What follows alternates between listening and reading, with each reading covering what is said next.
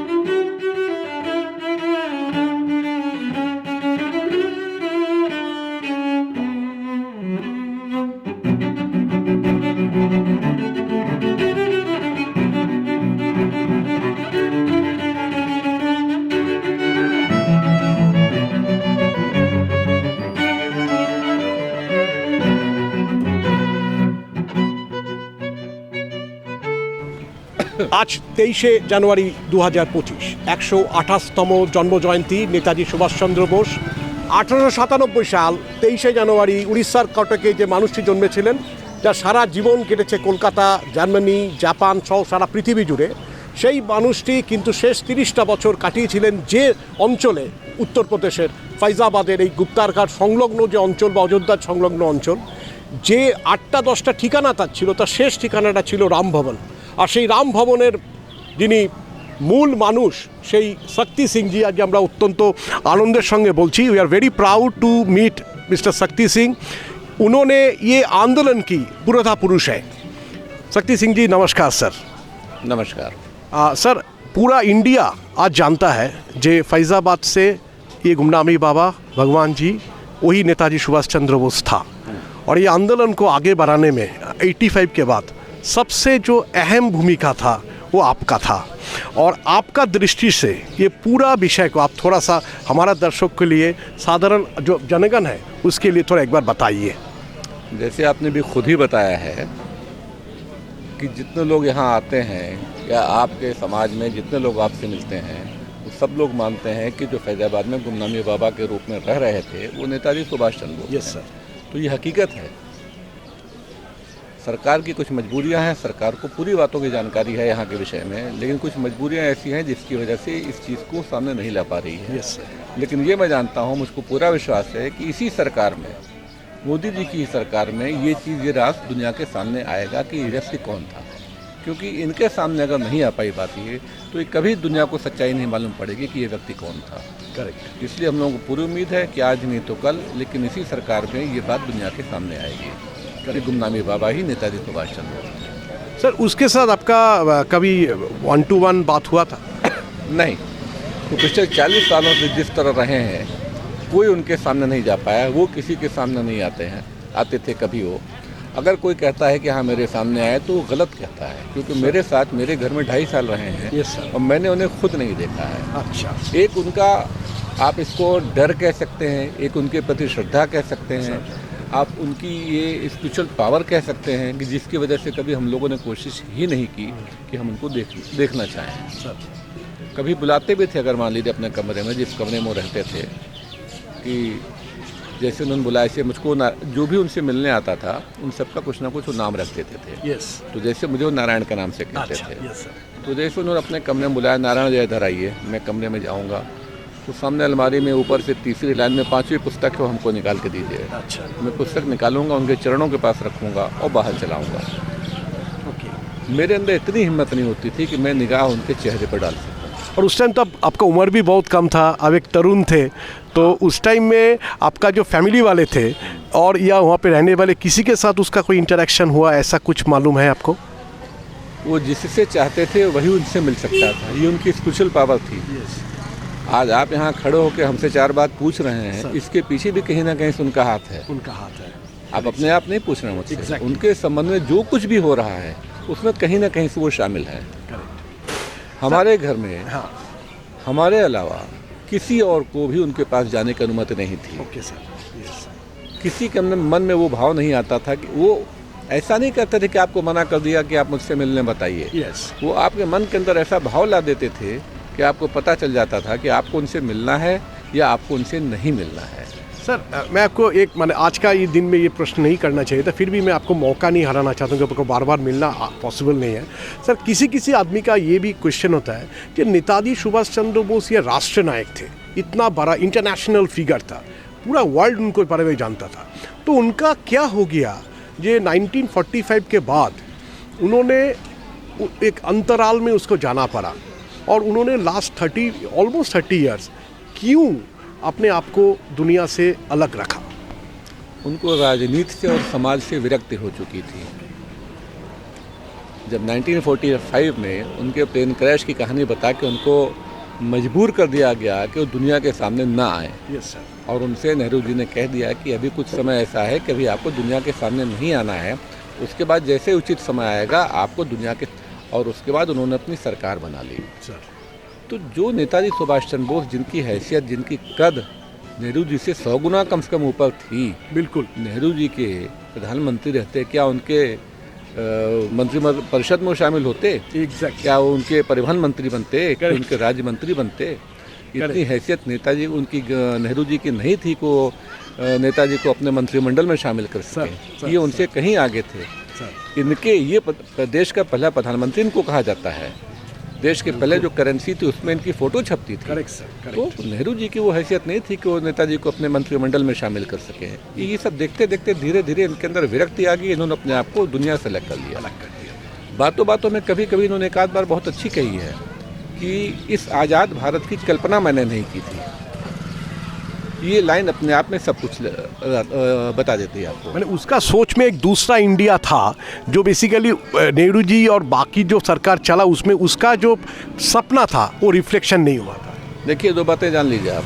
पहली बात ये, नेहरू जी ने आज़ादी की लड़ाई लड़ी सत्ता पाने के लिए। उसके पीछे सबसे बड़ा कारण जो था वो गांधी जी के कंधे पे बंदूक रख के सत्ता को पाना था। और नेताजी का जो मेन एम था वो भारत माँ की आज़ादी था। करेक्ट। वो सत्ता पाने के लिए लड़ाई नहीं लड़ रहे थे वो। बिल्कुल। अंग्रेजों से उन्होंने भारत को आज़ाद कराया सत्ता पाने के लिए नहीं, केवल भारत माँ को आज़ाद कराना उनका एक सपना था, उसके लिए उन्होंने कराया। बिल्कुल सर। सर আমি দর্শকদের জন্য একটা কথা বলছি যে আজকে একটা অত্যন্ত গুরুত্বপূর্ণ দিন 23শে জানুয়ারি। শক্তি সিংজির মতো মানুষ অত্যন্ত ব্যস্ত থাকেন, সারা দিন উনি অনেক জুলুসে ছিলেন, মিছিলে ছিলেন। তো আজকে ওনার আমি বেশি সময় নেব না, ওনার পূর্ণাঙ্গ एक कंप्लीट इंटरव्यू लेने के लिए मैं दोबारा कलकत्ता से आऊँगा आपका परमिशन लेके। बट आज उनसे हम लोग सब सुनना चाहेंगे, पूरा भारत सुनना चाहेंगे कि उनका क्या वार्ता रहेगा इंडिया का जो सिटीजन्स है उनके लिए नेताजी के बारे में। आपका स्वागत है। इस विषय में आप कभी भी मुझसे बात कर सकते हैं। मैं दिन रात नहीं देखता हूँ, मैं दिन भी नहीं गिनता हूँ कि हाँ आज को मौर्य मंगल। आप कभी भी किसी भी समय इस विषय पे बात करने आ सकते हैं। दरवाजे आपके लिए हमेशा खुले रहें। Thank you sir. और एक वार्ता दीजिए सर, आप क्या चाहते हैं देश का आदमी लोगों के अंदर में ये भावना को कैसे आगे बढ़ाया जाए? चाहता हूँ कि नेताजी को वो सम्मान मिले जिसके वो वास्तविक हकदार थे। Correct sir. देश की आज़ादी में सबसे बड़ी भूमिका अगर किसी की थी, वही पूरा देश जानता है इस चीज़ को कि सबसे बड़ी भूमिका अगर किसी की थी तो वो नेताजी की थी। तो जीते जी इनको जो उनको सम्मान नहीं मिल सका, कम से कम उनके मरने के बाद ही सही, लेकिन वो जिस सम्मान के हकदार थे वो उनको मिलना चाहिए। तो सबसे पहली मेरी लड़ाई इसी बात की है कि जब गांधी जी राष्ट्रपिता तो नेताजी राष्ट्र पुरुष क्यों नहीं? बिल्कुल बिल्कुल। धन्यवाद। Thank you very much sir. And Shakti সিংয়ের আজকে একটা অত্যন্ত গুরুত্বপূর্ণ আমরা বার্তা পেলাম এবং আমরা সত্যি কথা ওনাকে অনেক অনেক ধন্যবাদ। পরবর্তীকালে আবার আমরা ফাইজাবাদে এসে ওনার পূর্ণাঙ্গ ইন্টারভিউ করব আপনাদের জন্যে। আর এই নেতাজি আন্দোলন, নেতাজির যে এই যে পুরো জীবনকে আরও সুন্দরভাবে পরিস্ফুট করার জন্যে Sanjay Bose, my life my views, চিরকাল কাজ করবে। Thank you very much.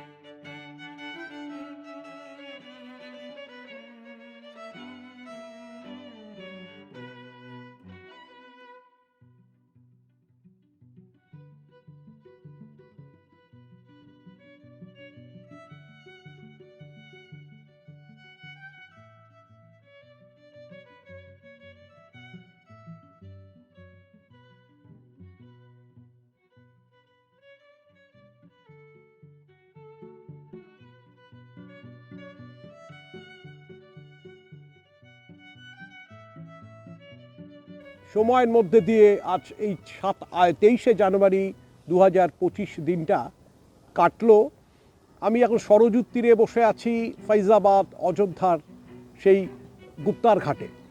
আজকে 1986 সাল থেকেই এখানকার স্থানীয় মানুষেরা শক্তি সিংয়ের নেতৃত্বে, যিনি এই রামভবনের অ্যাকচুয়ালি পুরোধা পুরুষ, যার আন্ডারেই বেসিক্যালি বলা যেতে পারে এই ভগবানজি বা গুমনামি বাবা ছিলেন, এবং তার যে শেষ 13 জন সাথী, তাকে এই ঘাটে তারা শেষ বারের মতো বিদায় জানিয়েছিলেন তার মুখাগ্নির মাধ্যমে। নেতাজি এমন একটা বিষয় যে সারা ভারতবর্ষের মানুষ জানেন যে নেতাজি কে ছিলেন। কর্তব্য পথে নিউ দিল্লিতে ভারত ইন্ডিয়া গেটের সামনে তার যে বিরাট প্রকাণ্ড মূর্তি স্থাপনের মধ্যে দিয়ে কেন্দ্রীয় সরকার যে মেসেজ দিয়েছেন সারা ভারতবর্ষকে, যে তারা কিন্তু নেতাজি সুভাষচন্দ্র বোসের সমস্ত কৃতিত্বকে দেরিত হলেও তারা সম্মান জানিয়েছেন। আমি গতকাল এসেছিলাম অযোধ্যায় সপরিবারে, রাম মন্দির দর্শন হয়েছিল, কিন্তু এবারে কিন্তু অযোধ্যা আসার মূল যেটা আমার উদ্দেশ্য ছিল সেটা হচ্ছে এই গুপ্তার ঘাট যে নেতাজি জন্মজয়ন্তী কমিটি, তারা আমাকে আমন্ত্রণ জানিয়েছিল, এবং যে সম্মান আমি আজকে এখানে বসে পেলাম সেটা এক কথায় অতুলনীয়। এবং যেভাবে মানুষ আমাদের গ্রহণ করলেন, আমরা সমস্ত মানুষের সঙ্গে ইন্টারঅ্যাক্ট করলাম, একটা অসাধারণ পরিমণ্ডলে নেতাজি সুভাষ যেন আজকে বাগময় হয়ে উঠেছিলেন এই গুপ্তার ঘাটের আজকে তার সমাধিক্ষেত্রে। আমি সারা ছবিগুলো আপনাদের সামনে তুলে ধরে চেষ্টা করলাম যে এটা শুধু পপুলার হওয়ার একটা ভিডিও নয়, এটা নেতাজিকে নিয়ে কোনো ব্যবসা বাণিজ্য নয়। নেতাজির প্রতি আমাদের যে শ্রদ্ধার্ঘ বরাবরই ছিল, আজও আছে, চিরকালই থাকবে, কিন্তু তাকে না পালনের মধ্যে দিয়ে, তার পালনের মধ্যে দিয়ে এই যে মানুষের মধ্যে ভান্ডারা হলো, মানুষের মধ্যে পুষ্পস্তবক প্রদান হলো, আমরা একসঙ্গে মিলে গান গাইলাম, জাতীয় সঙ্গীত গাইলাম, বিগুল বেজে উঠলো, সব মিলিয়ে কোথাও একটা জাতীয়তাবোধের যে উন্মেষ, তা আমি সত্য কথা বলছি কলকাতাতে আমি এই জিনিসটা এত ইন্টেন্স লেভেলে খুব একটা দেখিনি। এনিওয়ে, অনেক কথা বললাম। আজকের এই অসাধারণ সরজু নদীর তীরে, এই পবিত্র সরজু নদীর তীর থেকে আপনাদের Sanjay Bose my life my ভিউজরে মাঝে মধ্যে প্রয়াস করি সেই অসাধারণ এক নদী তীর থেকে সারা দিনের ভালো লাগা কিভাবে আমি আপনাদের সামনে ব্যক্ত করব, বর্ণনা করব, সত্যি কথা আমার ভাষা নেই। কিন্তু এই যে অসাধারণ সঙ্গীত চলছে, এই মানে মনে হচ্ছে যেন এপার ওপার দেখা যায় না তো সরজুর, তাই মাঝখানে মাঝখানে চড়া, যেখানে বাইক চলছে শীতকাল, আর যেখানে যেখানে জল আছে সেখানে সেখানে বোট চলছে, মানুষ আনন্দ করছে, মানুষ ছবি তুলছে। আর একদিকে আমরা নেতাজি জন্মজয়ন্তী পালন করলাম সারা দিন ধরে, এখানেই ওনাকে শেষ মানে ওনার দাহ কাজ হয়েছিল। এই নদীতেই কিন্তু শ্রীরামের জল সমাধি হয়। তো এখানে উনিও চেয়েছিলেন তার জল সমাধি করতে, কিন্তু এনারা জল সমাধি করতে পারেননি। আমি একটা ইনফরমেশন পেলাম আজকে, আমি আপনাদের সামনে শেয়ার করছি, যে এই দাহ কাজটি যখন হচ্ছে তখন কিন্তু ভারত সরকার সম্পূর্ণভাবে অবহিত। আমি নাম বলছি না, এবং উনি ক্যামেরার সামনে আগে বলতে চাইলেন না, আমাকে রিকোয়েস্ট করলেন যেটা আমি ক্যামেরায় যেন রেকর্ড না করি। এবং ডিএম থেকে শুরু করে উত্তরপ্রদেশের মুখ্যমন্ত্রী থেকে শুরু করে তৎকালীন তারা প্রত্যেকেই জানতেন যে কার দাহ কাজ হচ্ছে। তাই বন্ধু একটা কথা বলি, যদি মনের মধ্যে কোনো সংশয় থাকে একবার আসুন ফৈজাবাদে গুপ্তার ঘাটে, হাতে কলমে দেখে যান রামভবনে। আমি আরও 3-4 মাস পরে আবার আসবো, রামভবনের ছবি দেখাবো। রামভবনের যিনি কর্ণধার সেই শক্তি সিং আমাকে মাল্যদান করে আজকে আমাকে যে উনি কী গৌরবান্বিত করলেন তা আমি ভাষায় ব্যক্ত করতে পারবো না। এক অসাধারণ অভিজ্ঞতার মধ্যে দিয়ে সঞ্জয় বোস, ফৈজাবাদ, অযোধ্যা, এই সরজু নদীর তীর থেকে পূর্ণ হৃদয় আনন্দে আমি বলছি, সত্যি খুব ভালো লাগলো আজকের দিনটা ফিরে ফিরে আসুক। আপনারা ভালো থাকবেন, খুব তাড়াতাড়ি দেখা হবে আবার অন্য কোনো ভিডিওতে। অনেক অনেক ধন্যবাদ।